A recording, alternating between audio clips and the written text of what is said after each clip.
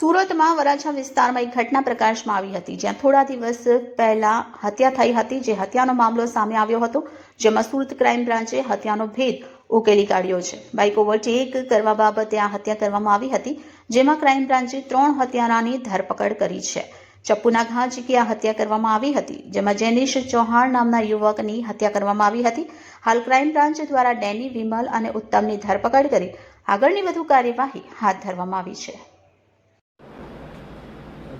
હત્યાના આરોપી ઝડપી પાડવામાં આવ્યા છે. શું ગઈ તારીખ 15 ઓગસ્ટ 2024ના રોજ રાત્રિના 11:30 વાગે વરાછા રામનગર વિસ્તારમાંથી જયનીલ ચૌહાણ નામનો એક વ્યક્તિ એમના 2 મિત્રો સાથે બાઇક ઉપરથી પસાર થતો હતો.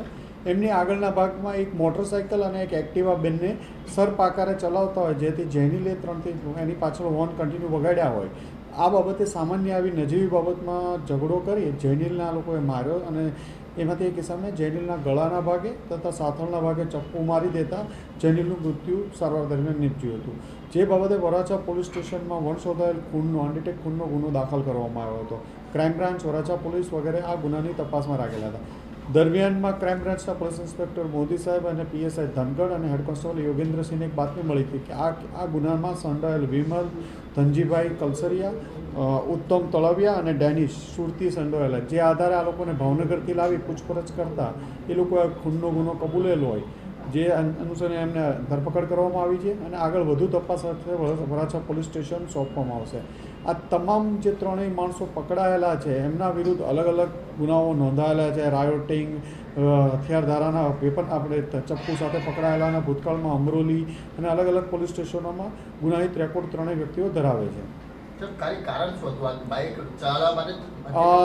અમને જ્યારે આ 3ને જયનીલ દ્વારા હોર્ન મારીને ટોકવામાં આવ્યા ત્યારે આ લોકો ઉશ્કેરાઈ અને ચપ્પુ મારી દીધું હતું. અને જેમાં ગળાના ભાગે જે ચપ્પુ મારી દીધું હતું એ ઘા એમને જાણ લેવા નીપજ્યો હતો. ના, બિલકુલ પરિચિત નથી. હત્યા કરી આ લોકો ક્યાં ભાગ્યા હતા? હત્યા કરીને અલગ અલગ જગ્યાએ ભાગતા હતા અને છેલ્લે ભાવનગરથી મળી આવ્યા છે. સર, આ લોકોનું બેકગ્રાઉન્ડ શું છે? જે વિમલ છે એ સાડીનો જે જોબ વર્ક ઉપર કામ કરે છે એના ઉપર. ઉત્તમ અને ડેનિશ છે એ બંને હીરાના ધંધા સાથે સંકળાયેલા છે, હીરા કામ સાથે, અને આ લોકોનો ગુનાહિત ઇતિહાસ પણ છે.